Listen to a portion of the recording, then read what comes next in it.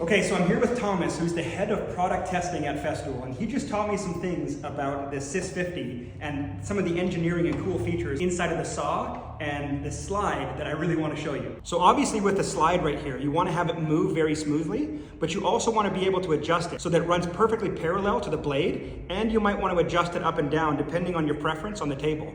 Also, because this is a portable saw, you may drop it once in a while and you may need to adjust some things. So the amount of attention to detail that these guys put into being able to adjust this is something that Thomas just showed me. So I'm going to show you over here where they took it all apart. So the slide component is basically made up of a bunch of components. This one right here is the main table. Then you'll have a guide rail, and then you'll have the slide that'll go on top of it. And every time you have more moving parts, you have more problems that can possibly happen. So as I mentioned, you want to make sure that the slide can do a few things. One, you want to make sure that it's the right height relative to the top of your table, so you don't have sort of a weird angle and your material can get caught on your table.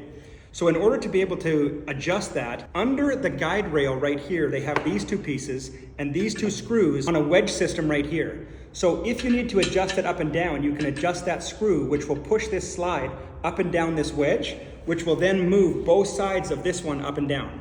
The next thing you might want to adjust is to make sure that this one is parallel with your blade. So you're going to want to adjust it kind of left or right.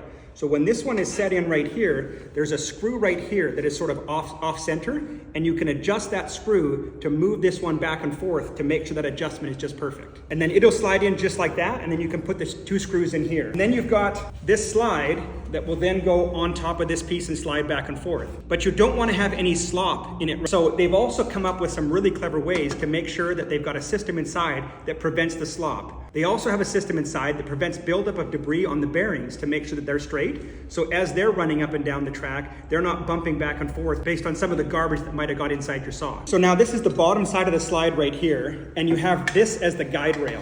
So there's two things that's going on to try and make sure there's no slop. On the guide rail, you want it to be really precise so that it rides against those bearings. And because there might sometimes be some play in that, what they've done is they've gone and put two springs in here, and it's basically made of two components. And so these two pieces will fit together, they'll cause tension with the springs, and then that slides inside of these bearings and causes that tension. So it'll go together, and then that can just slide right in here. And now, as I explained, this is pressing out against those bearings. Speaking of the bearings, so there's two sides to the bearings, and both sides have the bearings going in two different directions in sort of this V shape right here. So you have pressure in all those angles. And the bearings fit inside these little plastic moldings, and they cause some tension themselves. Then they've got two cleaning mechanisms that go on here. Right up on the top, they have these felt pieces. Those felt pieces run in along the path of the bearings, and they'll clean some of the stuff off. And then if you look really closely right here where the bearings are, there's these little knives, and the bearings will press against that and clean the bearings off. So you're cleaning off the insides of the rails here, and you're cleaning off the bearings. Now they used aluminum because aluminum is a really nice lightweight material, but aluminum can also scar and get damaged really easy. So to prevent the insides of these from wearing out, they went and put these 0.5 mil stainless steel, which is much more durable and harder, and then that prevents the aluminum from wearing out.